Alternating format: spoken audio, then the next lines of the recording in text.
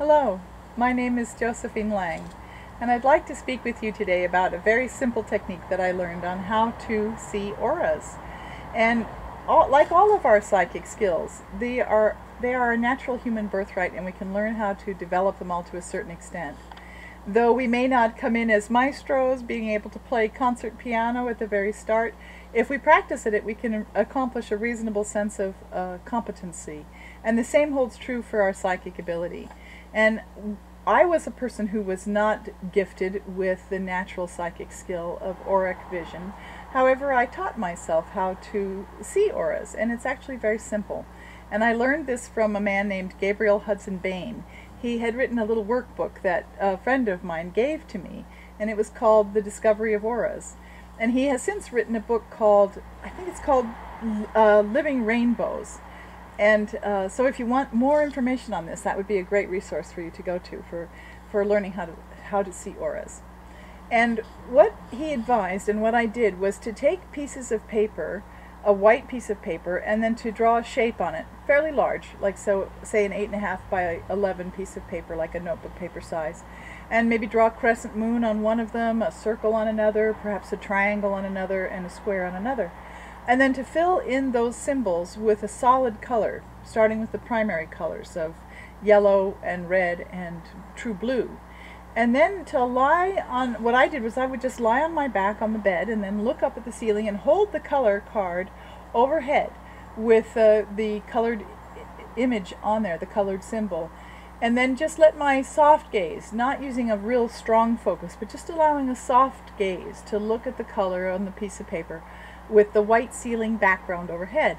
And then after a few moments of doing this, perhaps a minute or two, to go ahead and move the paper away, and then you see the color opposite depicted, just a little trick of the eyes that the eyes will naturally do. The color opposite will appear on the ceiling. So if I was looking at a red circle on the piece of paper, then I moved the paper away and continued to look at the white ceiling, I would see a green circle, just with my own natural vision, would create a green image. Or if I was looking at a blue crescent moon and then I moved the paper away, I would see a yellow crescent moon moving across the color wheel to the color that's opposite. Or perhaps it would be an orange box or square, and then after moving the paper away, after looking at it for a while, then I would see a purple square on the ceiling instead. And that was just kind of flexing those muscles of the auric vision, flexing the muscles to be able to see colors on a white background. And then after I had accomplished that, I moved to seeing the auras of a friend. And so I would ask a friend who would be willing to be very patient to sit for a time very still against a white wall. So maybe I'd take a picture down from a wall so that I'd have a nice expanse of white and have them sit there in a chair. And then again, sitting across from them, maybe 10 feet away, I would just use my soft gaze. So rather than looking with a real firm focus, I would just kind of relax my eyes and do a soft gaze to look at them against that white wall, the background of the white wall. And when they would move ever so slightly, I'd begin to see a little bit of an extra white place on the wall where they had been, where they had moved away. And then over time, and it took quite a little bit of practice, like maybe 10 sessions for me to begin to start to see the colors of their aura right around them.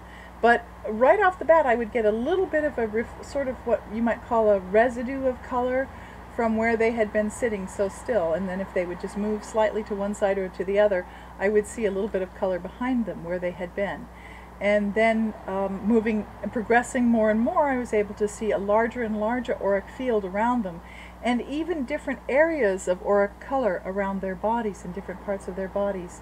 So it might be, you know, blue up near the head, or perhaps a pink near the chest and arms, or maybe even a green near the abdomen or torso. And it was very wonderful and easy to do. So I invite you to have some fun exploring this and enjoy a little bit of learning how to see auras. Thank you very much for listening. This has been Josephine Lang, and please visit my website, stepintomagic.com. Thank you very much. Bye for now.